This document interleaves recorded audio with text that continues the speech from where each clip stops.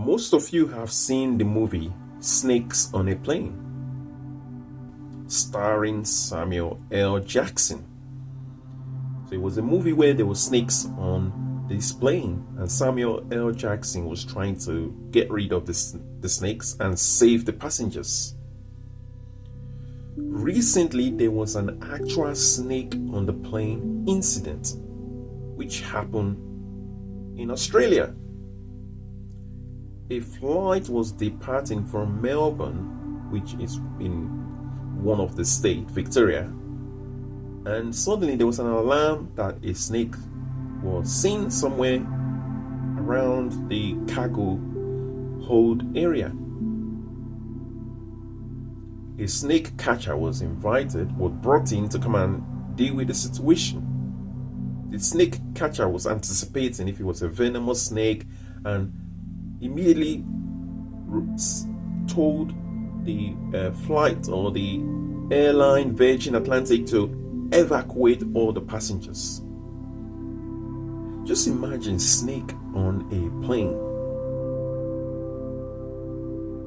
Would you still fly? Would you still board that particular flight if you realize that a venomous snake was caught inside the cargo area? Would you still board that flight? Because this is not the first time people would try to smuggle snakes through plane. However, this is not a case of smuggling. It was just the snake got there somehow. The snake catcher did mention that it could have been possible that the snake got there through a luggage. It was not very specific, but it said it could have been through a luggage. But would you still fly such plane? Because I know people who have phobia of snakes. If they hear anything to do with snakes, they run 10,000. they run as far as possible. That is a very, very interesting case. And the flight was delayed for 2 hours because they're trying to find the snake and get the snake out.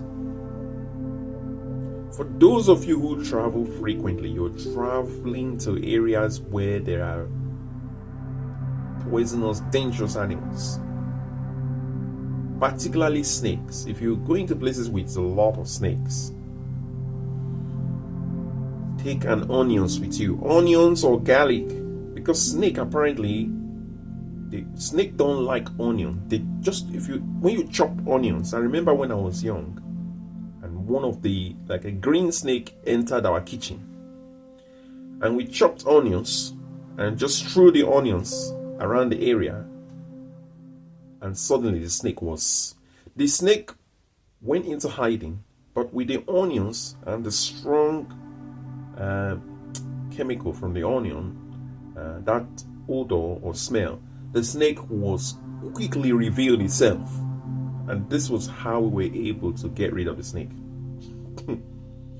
If you are flying and you want to sleep peacefully, you don't want any animals crawling under your legs or for something to come and bite you with poison, perhaps maybe you have to chop onions and put it around your chair, or put garlic around. Because the last thing you want is for you to fall asleep and only to wake up and you've been bitten by a snake. Why is it that everything about airline seems to be not so good news these days? Every news you hear about airline is always not good.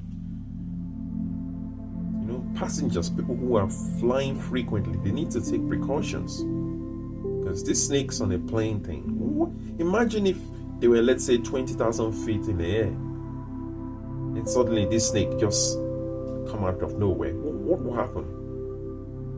You cannot be 30,000 feet in the air, 30,000 feet in the air, and suddenly a snake just come out from nowhere.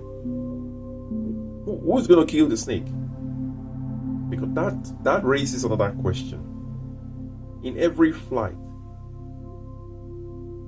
is there a person that is given the task to say, in the event of anything happening, you are responsible. A plainclothes person that sits inside that flight.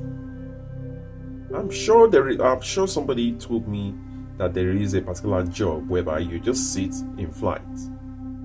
Your job is to tackle health and safety, any issues, attack, any conflict, anything that's happening in flight. It's your job to tackle it.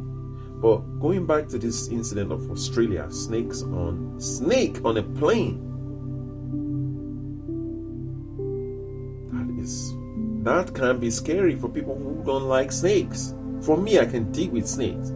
I've been able to come across snakes before. When I used to go to the farm with my uncle, go to the farm with my dad, I've come across snakes. They can be very horrible animals to deal with.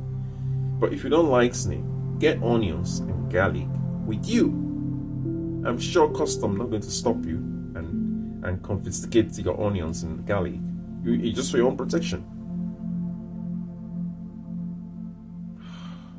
Australia, no more snakes on the plane.